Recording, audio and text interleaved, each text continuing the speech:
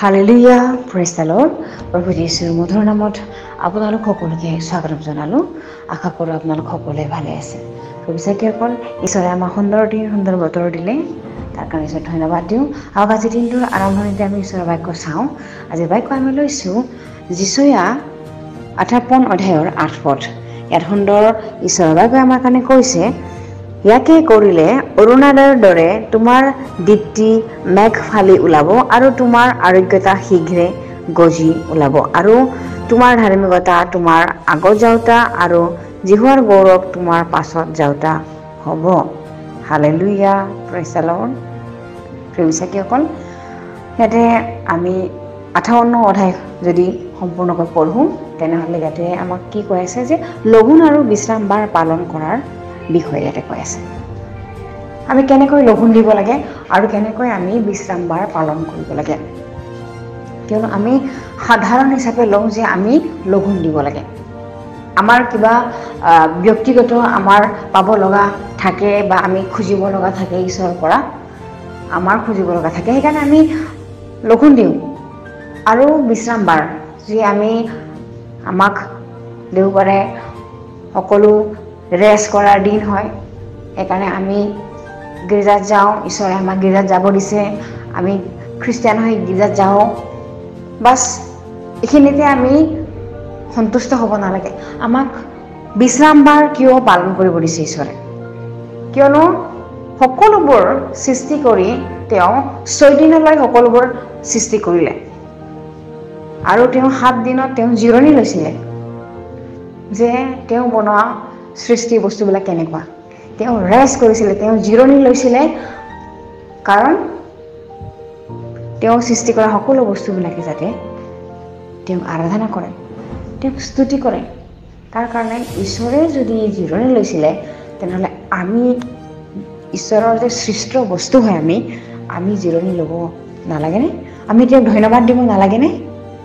প্ৰিয় বিশ্বাসীসকল, আৰু আমি যে তেওঁৰ কাৰণে লঘোণ দিওঁ, নিজৰ শৰীৰটোক কষ্ট দিওঁ, কেৱল যে বাইবেলত কোৱা আছে সেইবুলি আমি কেৱল এইটো মানা আছে, লিখা আছে সেইবুলি আমি কেৱল লিখা আছে বুলিহে যে আমি লঘোণ দিম, সেইটো নহয়।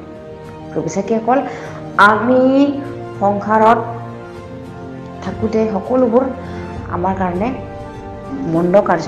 সেইকাৰণে আমি তেওঁৰ বাক্যটো পালন কৰিছোঁ যদি আমি তেওঁক প্ৰেম কৰিছোঁ। সেইকাৰণে ঈশ্বৰে ইয়াতে আমাক 8 পদত সেইকাৰণে কৈছে, ইয়াকে কৰিলে। আমি কি কৰিলে? ইয়াতে আমাক কৈছে যে লঘোণ বিশ্ৰাম বাৰ পালন কৰাৰ বিষয় বুলি লিখাই আছে ইয়াতে। তেনেহ'লে আমি কি কৰিব লাগিব? তেওঁৰ যেতিয়া অৰুণাদয় মেঘ ফালি যেতিয়া আমাৰ কাৰণে তেওঁৰ অৰুণাদয় দীপ্তিটো ওলাব, আৰু আমাৰ যে আৰোগ্যতা শীঘ্ৰে গজি ওলাব, আৰু আমাৰ যে ধাৰ্মিকতা যে আমাৰ আগত যাওঁতা হ'ব, আৰু জিহুৱাৰ গৌৰৱ যে আমাৰ পাছত যাওঁতা হ'ব, তেতিয়া হ'ব সেইটো যেতিয়া আমি তেওঁৰ বাক্যটোত বুজি, তেওঁৰ বাক্যটোত পালন কৰি আমি সেইমতে কাৰ্যবিলাক কৰিম, তেতিয়াহে এইবিলাক আশীৰ্বাদ আমাৰ ওপৰত পৰিব। হালেলুয়া। আমাক পুৰণা নিয়মত আমাক কৈ আছে যে বিশ্ৰাম বাৰ পালন কৰি সোঁৱৰণ কৰা বুলি কৈছে। সোঁৱৰণ কৰি পালন কৰা, পবিত্ৰ কৰা বুলি কৈছে। আমি যেতিয়া সোঁৱৰণ কৰি পালন কৰোঁ, তেতিয়াহে বিশ্ৰাম বাৰ পবিত্ৰ হয়। আৰু যদি আমি সোঁৱৰণ নকৰোঁ, পালনো নকৰোঁ, তেনেহ'লে অপবিত্ৰ হ'ব।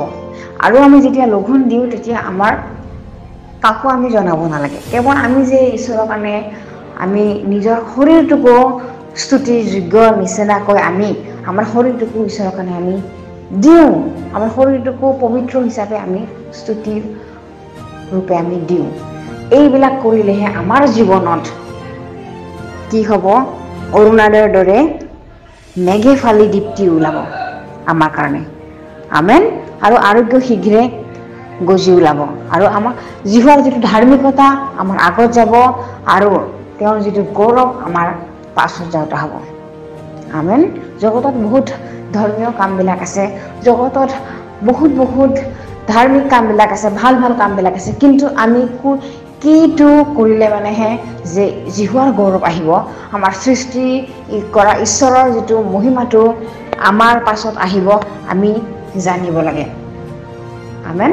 আমি যদি গৌৰৱ পাবৰ কাৰণে, মহিমা পাবৰ কাৰণে যদি আমি গছৰ ওচৰত যাওঁ, শিলৰ ওচৰত যাওঁ, পানীৰ ওচৰত যাওঁ, আমি একো নাপাম।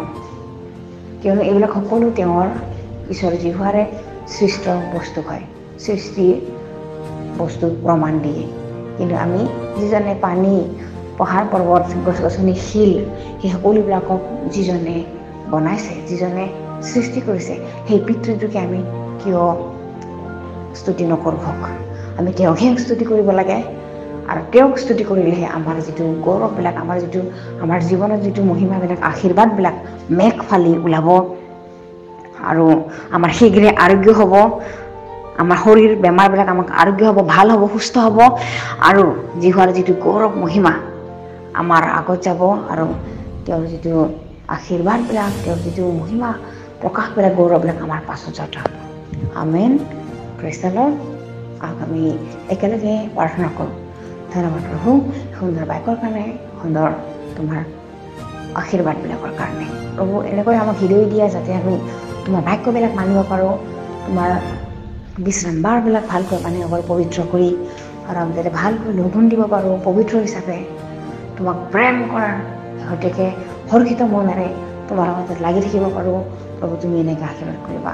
এই সময় প্ৰাৰ্থনা কৰোঁ, যিসকলে শুনি আছে এই বাক্য, যিসকলে তোমাৰ বাক্য মানি আছে, যিবিলাকে তোমাৰ প্ৰতি আসক্ত, তেওঁলোকক অধিক অধিকভাৱে ব্লেছ কৰিব পাৰোঁ। আৰু যিবিলাকে জনা নাই, তেওঁলোককো তুমি একে সমানে আশীৰ্বাদ কৰিবা। এই সকলো যাচনা নাচৰতীয় প্ৰভু যীশু খ্ৰীষ্টৰ নামত অৰ্পণ কৰিছোঁ। আমেন। Praise the lord.